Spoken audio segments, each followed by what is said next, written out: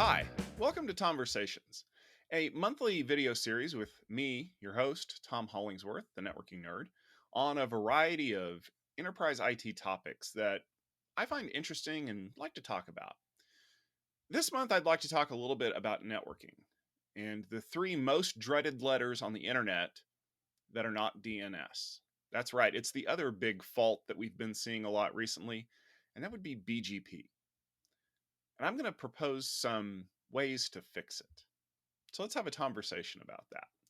First of all, we need to make sure that we have a level set. What is BGP? It's Border Gateway Protocol. Now, what does Border Gateway Protocol mean? Well, the easiest way to think about this is imagine if you're in the US, the network of roads, highways, and interstates that we use to travel between locations. If you're living in a neighborhood, you use the surface streets, the roads. They're designed for low speed travel and have lots of driveways and exits and ways for you to get into businesses and things like that. They're really good at carrying lots of traffic, but very slowly. That's your local network. What happens if I need to go to another town? What happens if I need to go far away? Well, generally we use either a major highway or possibly even an interstate, which is a wider road that is designed to carry a lot more traffic at a higher speed. But the way that it does that is that it reduces the ability for you to get on and off that road easily. There are fewer exits. The roads are maintained in such a way as to not allow people to just randomly stop in the middle of them and turn around. Those arteries are very similar to the backbone networks that we see in our daily life. But how do you find a way between those networks? How do I know when I need to take a highway or an interstate? Well, in 2021, we use a GPS, right? And I am not a huge fan of everybody saying that insert name of technology is just like the GPS for insert technology vertical. But in a way, BGP very much is similar to a GPS for a network. Specifically, BGP is designed to help you route along those arteries, those highways and interstates, by saying, I see that you want to reach Dallas, Texas. If you're going to use interstates, here are the interstates that you need to take along the way to reach Dallas, Texas. Okay, sounds simple enough, right? BGP is the control protocol that gives us the information that allows our packets to be routed to the right location. Okay, simple enough. BGP is actually fairly simple, but it's not without its problems. One of the biggest factors in the appeal of BGP, if you want to put it that way, is that it's a very extensible protocol. What do I mean by extensible? It means that you can repurpose BGP to do a lot of things. Some that are kind of interesting and exciting, and some that make you shake your head and wonder why on earth would you want to do that. The important thing to remember is that because BGP is kind of a framework, if you will, we can add values to it to carry additional information. And that allows us to use it as a control policy routing engine for a lot of things. I can use it for internet routing, which is really what it was designed for, to replace the old exterior gateway protocol, or EGP. I can use it for carrying routing information for interior routes, for things like EVPN or other kind of multi-tenancy things. I can remember when studying for my CCIE, using BGP to carry routing information for MPLS was a big deal that I had to learn. And the reason why that works is because we can modify the way that BGP operates. It's a lot like taking a computer and being able to modify it to be a kiosk or be able to be a digital signboard. You can't really do that with computers that are purpose built to do one thing only. The more extensible you make your computer, the easier it is to repurpose it. And likewise, with a routing protocol like BGP, the more extensible you make it, the easier it is to use the technology that you've built to do other things. But that extensibility is a big Achilles heel for BGP because it also means that it's really easy to screw up. it is extremely easy for you to take BGP and configure it in a way that mostly works until some little monkey wrench gets introduced into it, and that causes a problem. But why can we do this with BGP? There are two functions that are very important to BGP that allow it to be used above and beyond what we expected it to be used for. And these will actually be important later as we discuss some of the fixes for BGP. The first is that variables can be scoped. What does that mean? It means they can have an impact either in the local system or on the wider internet. And that would be non-transitive and transitive. Non-transitive means that it only has a value in the local system. And the easiest example of a non-transitive value is local preference. I want the packets to go out this side of my network, not this side of my network. Well, without doing a whole lot of really complicated stuff, I can't really affect the way that that works. And so a locally scoped variable, a non-transitive variable called local preference, has been introduced that basically says, if this number is higher, go this way. But that doesn't work once you get outside of your system because it's a local value. So I'm going to send my traffic this way, but as soon as that traffic gets to the next hop, that variable disappears. However, something like the AS path, the autonomous system path, and autonomous system is the name for the areas that BGP services, AS path is a transitive value, which means it sticks with the packet as it goes through the network. And that's kind of important because transitive values are the ones that we use to do things like path selection. Okay, so we have transitive and non-transitive values that allow BGP to be scoped locally or globally. The other thing we have are values that are required and optional. That says exactly what it says on the tin. If a value is optional, I can choose to ignore it if I don't want to see it. I can check a flag and just say, if this value shows up, I don't care about it. But if a value is required, the router on the other end needs to be able to process it. Now, here's where it gets hairy. We should all agree on what those values are if they're required, right? If I suddenly tell you that you have to fill out a form and that this field is required, but you don't understand what's supposed to be in that field, it could even be in another language. You're not going to know what to do with it. And that's basically going to stop you from doing anything at all. And that's what we've seen a few times with BGP, where values that should have been marked as optional were marked as required. And it created massive routing problems because the router, not knowing how to process a required value, just stopped. Okay, so we have values that are local in scope or global in scope, that are required or that are optional. Okay, that to me is the hallmark of BGP's extensibility. But there's the biggest fault yet that we haven't talked about. BGP was written in an era where everybody trusted everybody else. If you go all the way back to the history of when BGP was started, and BGP was not created at the beginning of the internet in the 70s, as much as we might like to hope, it was actually created much later than that. And the current version, BGP 4, is only a little over 20 years old at this point. It was created in an era when we trusted that the people who were sending us information were sending us the right information. There were no restrictions on us validating that information. So if you told me that you were the best path to reach autonomous system 10, for example, I'm going to believe you. And that works as long as everybody who's sending that information is believable. It becomes an issue later on, though, because some people can use this both accidentally for nefarious purposes and for real for even more nefarious purposes. Probably one of the greatest examples of this came in 2008 when the country of Pakistan believed that there were videos on YouTube that were defamatory to one of their religious figures, and they couldn't block the videos.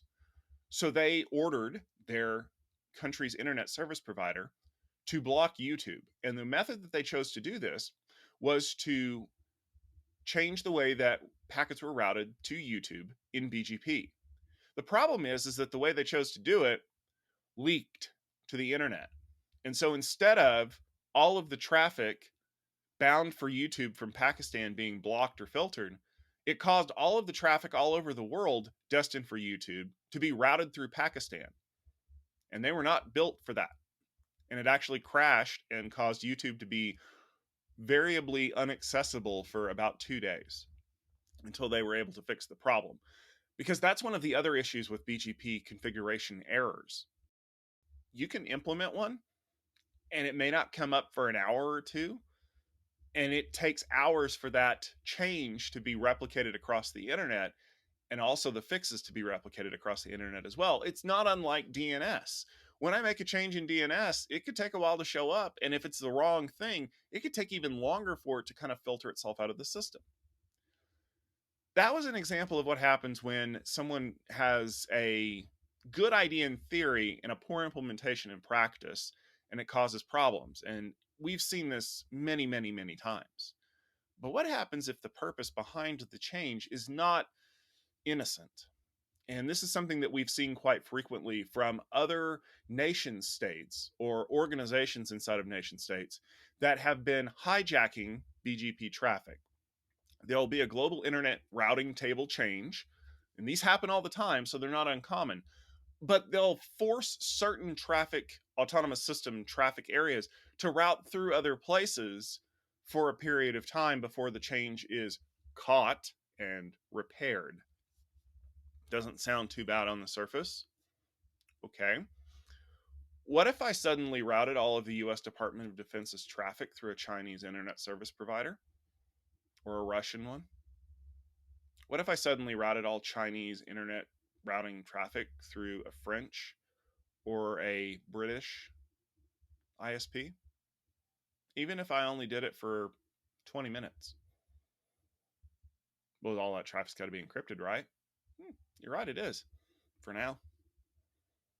There was also an example of a very brazen theft where a bunch of internet traffic was rerouted through a rogue autonomous system for around 2 hours. And when they were done, tens of thousands of dollars in Bitcoin was mysteriously gone, that it was being carried in those packets. They were basically mining those packets for Bitcoin addresses and stealing them. Not so fun now, is it? Would you be shocked to learn that this happens on a regular basis? Because it does. It usually escapes notice if the change is small enough and directed enough and happens quickly enough.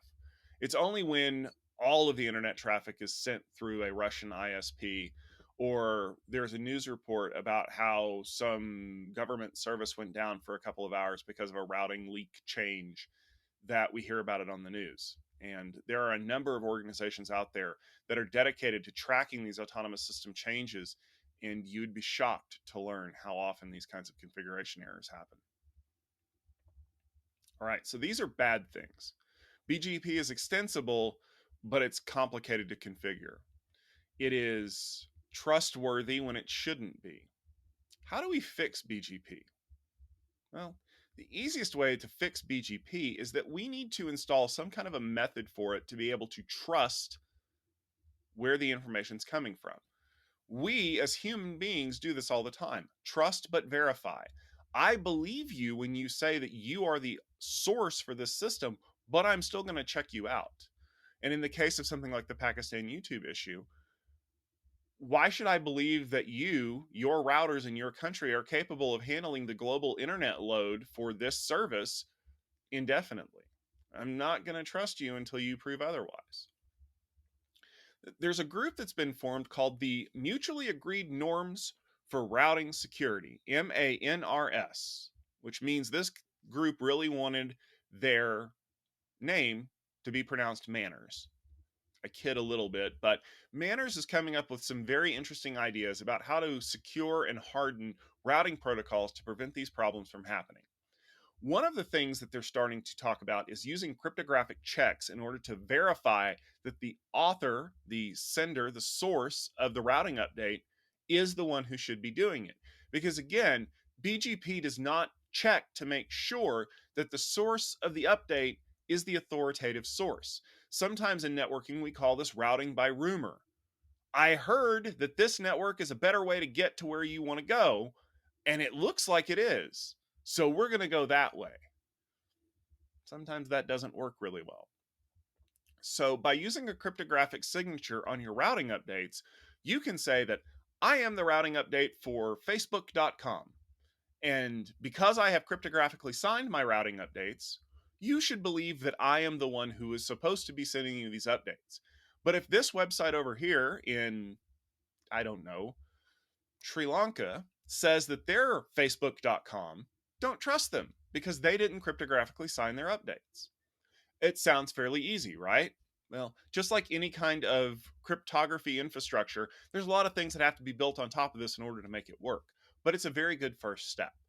The other one is something that we're calling routing public key infrastructure, RPKI. Now, PKI should be something that's very familiar to IT people. It is the public private key system that we use for things like SSL and TLS, where I announce that I am a trusted partner and I sign that announcement with a key that only I have, and you can use a partner key to verify that my key signature is correct. Okay, sounds fairly easy, right? Here's the problem with RPKI and cryptographic signatures. They will verify the source of the message. I am Facebook.com and I am authorized and I am releasing this routing update. But it doesn't do anything about the path manipulation in the middle, because path manipulation in BGP is so fundamental to the way that we do things that it's taught in classes. If you've ever heard of something called AS path prepending, where I add the autonomous system number of my own autonomous system to the path as I announce the route to deselect it as a preferred path, you know what I'm talking about. Basically, I am padding the routing announcement to make this path look much less desirable. And it's actually one of the reasons why route leaks are so credible, is because if I announce a slightly better path to get somewhere, BGP has no mechanism for trying to figure out if it's really a better path or not. It just goes, we're going over here now. And so manipulation of the path after the origin goes back to that whole routing by rumor thing. Well, Facebook.com said it was supposed to go over here, but I'm going to manipulate the path so that it actually does an end run through these servers that I control so that I can grab some of that traffic, even if it's only for 5 minutes. That makes it a little bit difficult.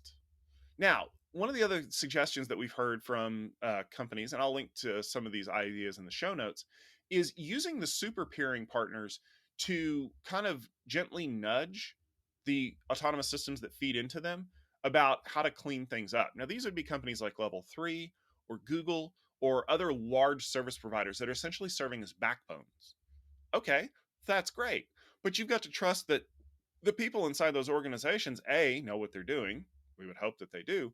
But B, that we don't end up with this fractured internet where the Google BGP configurations are superior to the ones done by level 3, but they're not really compatible outside of a few very basic rules. That creates a service tiering problem and net neutrality issues, and we don't want to get into that today. That's a whole other video. The other thing that I've seen is a proposal to create a trust relationship with the packets as they flow through the path. Now, what does that mean?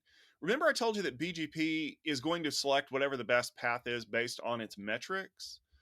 None of those metrics involve things like, is this supposed to be an authorized sender? Does the path go through a backbone network that has the ability to handle this much traffic? Does the business logic make sense that a military packet should be going through a foreign nation's network?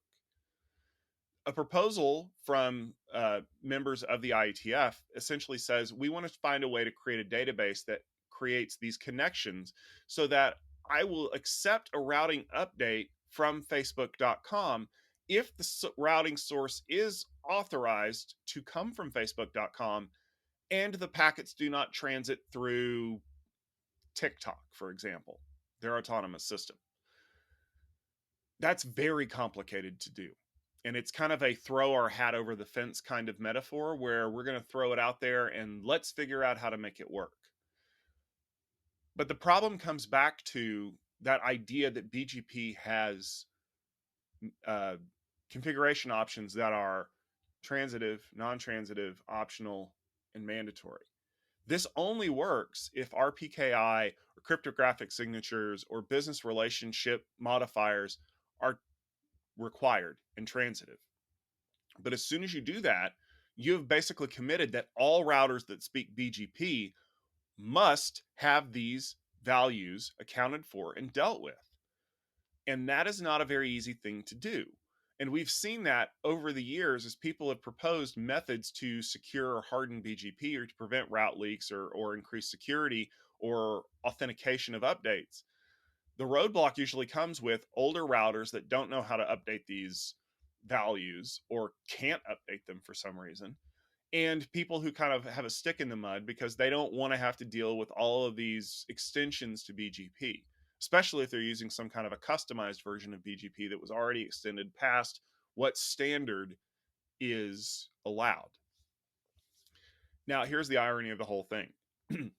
BGP works because the neighbors exchange information, and eventually, somewhere down the road, we hear that this is the best path to get somewhere, right? There's no centralized authority that allows us to say the best way to get to facebook.com is through this autonomous system through these paths, right? What other system do we use on the internet that has a centralized database that delegates authority to other systems to update the best way to reach that information? That's right, it's DNS. Ironically enough, most of the solutions that we've been talking about to help harden and fix BGP are things that we have either implemented to harden and fix DNS or that we have proposed to do that. Because ultimately, BGP and DNS are foundational internet services. And if we break them, or worse yet, if we attempt to fix them and create more confusion and more complexity in the protocol, we're going to end up causing more problems than we solve. And I think ultimately that's one of the reasons why BGP is kind of stuck where it is. And I was doing research for this article and I found proposals to add new functionality into BGP 20 years ago. And nobody picked them up because in IT, if it ain't broke, don't fix it. And even if it is broke, put a little more duct tape on it for a few more years until I retire, and then somebody else can try to fix it. And by this point, it's no longer a nice to have feature, it's a foundational service. And we can't fix it because if the fix doesn't account for every possible corner case, we're going to break everything. And breaking everything is slightly worse than having everything broken a little bit. We need to fix BGP. That is not even a question. And it hasn't been a question for decades. How we fix BGP, that's the real discussion point. And ultimately, I think the solution that we're on the road to seeing with groups like Manners and these other folks that have proposed secure authentication and business relationship informations and centralized databases to share all this information, they're on the right track. Because with the global internet at stake, with the number of problems that we're starting to see cropping up with BGP being the ultimate fault, because if it isn't DNS, it's BGP, and sometimes it's both, we're ultimately going to see a service that no longer can be tolerated to be so haphazard and decentralized. And if that means that someone, whether it's ICANN or another group that has kind of visibility over the whole internet, needs to take over that system and administer it for people and require strict checks and require basic functional knowledge to configure it so that you're not accidentally routing the whole internet through the Tuvalu Internet Exchange, then maybe that's what needs to happen. Because if we don't fix BGP now, we're going to have to replace it with something that works. And we know how bad it is to try to get protocols replaced on the internet. And those are the ones that we know will eventually go away. But things like TCP/IP and BGP and DNS aren't going away. So we need to fix them. And I hope that some of the ideas that I've brought up today will help you understand how many people see the same thing and hopefully help get you on board with working on these fixes or suggesting them or talking to people and making sure that they happen. Thank you very much for tuning in for this episode of Tomversations. This wraps season 2. I'm very happy that we're through 24 episodes, 2 years of Tomversations at this point. And we will be back for season 3 in 2022. We'll have more episodes, more great topics to bring you around networking, security, wireless, emerging technologies, so many other things out there that are so exciting to talk about, because enterprise IT is a market that is constantly on the move. And just when you think you've learned everything, there's something else that you need to pick up. And as long as there is, as long as I'm learning about it, I'm definitely going to want to talk about it. And that means more Tomversations headed your way. You can always check out gestaltit.com to find all of the episodes of Tomversations, including the show notes with links to some of the research materials that I have. You can also check out our YouTube channel at youtube.com/gestaltitvideo, where you can see episodes of Tomversations as well as all the other great media that we produce. Definitely want to make sure that you subscribe to that YouTube channel, because you'll be notified as soon as the videos come out, and you can watch them as soon as possible. Um, but if you have any suggestions for a future episode of Tomversations, you can always reach me on Twitter. I'm at Networking Nerd, and I would love to hear what you have to say, and hopefully we can have a conversation about it sometime in the future.